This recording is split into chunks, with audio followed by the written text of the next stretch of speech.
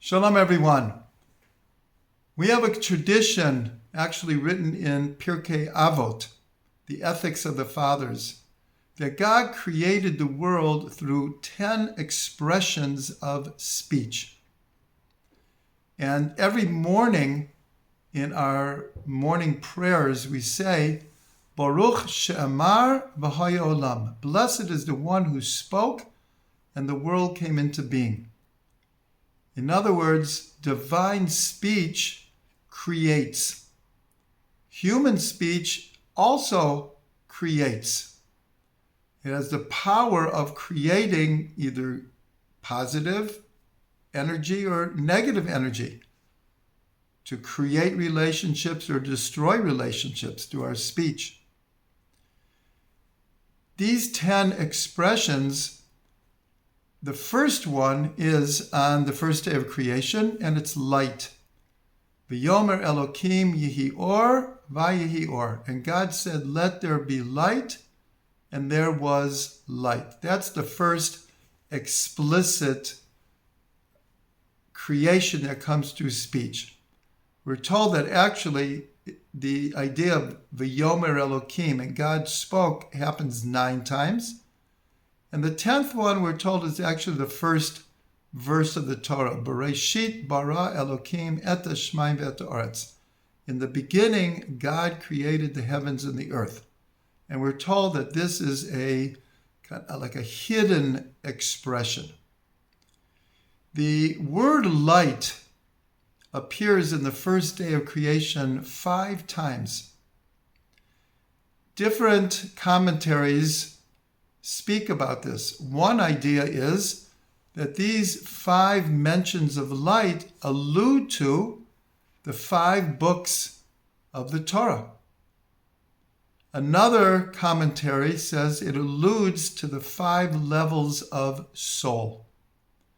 We're taught in the Midrash that the soul is called by 5 names, which is understood that it has 5 levels. Nefesh, what's called the animal soul, the inherent behavioristic part of a human being. Ruach, the spirit, the emotional component. Neshama, the intellectual part of the human psyche. Chaya, the living one, the bridge between normative consciousness and a deeper super consciousness, very much connected with will, ratzon. And the highest level is called yechidah, the unique point of godliness within a human being. So here we have the 5 mentions of light correspond to the 5 books of the Torah and the 5 levels of soul. So why do we have these commentaries? What is the connection between the Torah and light and the soul and light? So we have 2 verses. One is Ner mitzvah v'Torah or. A mitzvah is compared to a candle, a small flickering light. And the Torah is compared to the awesome general concept of light. Ner mitzvah v'Torah or. So we see that the Torah is called light. In fact, many yeshivot are called Torah or. And the soul is also compared to light. Ner Hashem nishmat adam. The candle of God is the soul of a human being. So this Ner Hashem, this is the Yechidah. This is the small flame of godliness within every human being. Ner Hashem Nishmat Adam. So here we have Torah and the soul compared to light, and both of them are connected to the number 5. Now, there is a concept called interinclusion, where if you have 5 entities on one side and another 5 entities, well, each one will connect to all 5 of the other. So if you have 5 books of the Torah and 5 levels of soul, you really have 25 connections. Because let's take the first book of the Torah, the Bereshit.